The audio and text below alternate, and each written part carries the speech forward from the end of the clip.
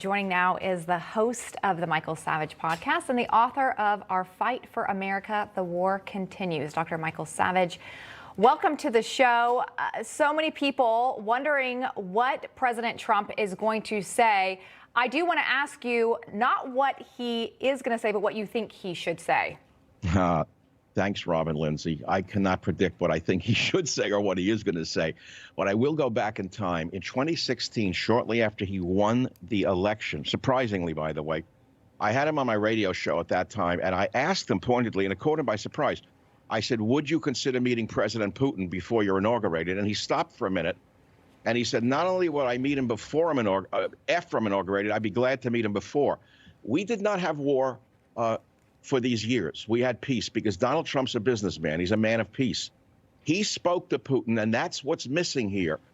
The Biden administration demonized Putin for the last year that he's been in office. Hillary Clinton called Putin Hitler before Trump was elected. They've had it in for Putin for years. Now, look, I'm not justifying Putin's invasion at all.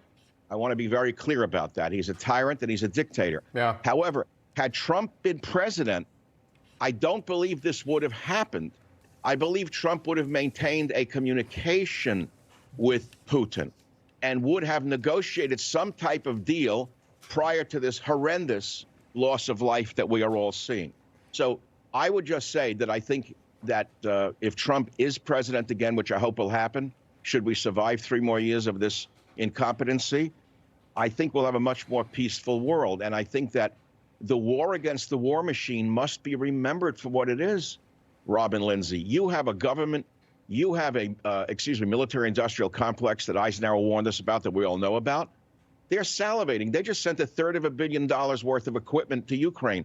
That's after dumping $75 billion worth of equipment in the deserts of Afghanistan. Where are we getting the money from? Dr. Savage, let me interject. I'm just curious. So what we're seeing play out right now, Vladimir Putin, he's a senior partner in all these relationships. Joe Biden's the swampiest of swamp creatures. He got elected in 1972. But Vladimir Putin has been president or prime minister for the last 20 years. He's the senior partner in that dynamic. We have not seen this Vladimir Putin, though. Has something changed? He's 69. A lot of this has got to be about legacy, but is something else going on with the psychology of Vladimir Putin? I don't know what's in the man's mind, but I do know this. Wars are often fought over money, natural resources, not just ego, not just pride, not just territory. People don't know this, that the nation of Ukraine rates first in Europe in proven recoverable uranium ores, 10th in the world's stores of titanium. I have a whole list. I'm not going to read it to you. This is a phenomenally rich, arable land. It was known as the breadbasket of Russia. But more than that, iron, mercury, shale gas, total value of natural resources, phenomenal, 4th in the world. So there's natural resources, and wars have been fought over things as simple as salt in history, salt. So I think that Putin is pushed to a wall here, and I think he's fighting not only for his legacy in his own mind, to restore Russia's grand days, if you want to put it that way, but I think in plain English, it's about money, ammonia production, natural gas production, installed capacity of nuclear power plants. There's a lot of money involved, and people are forgetting this. It's not just about the ego of Putin versus the ego of the comedian Zelensky, who everyone suddenly loves right now. Yeah, as he's a great become an hero. international hero all of a sudden. This guy who kind of came out of obscurity, an actor, he was a comedian as well. Not the case today.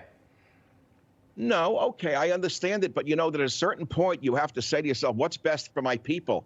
Do I want more bloodshed? Or can I negotiate with Putin and maybe step down? Even Napoleon abdicated when he had to.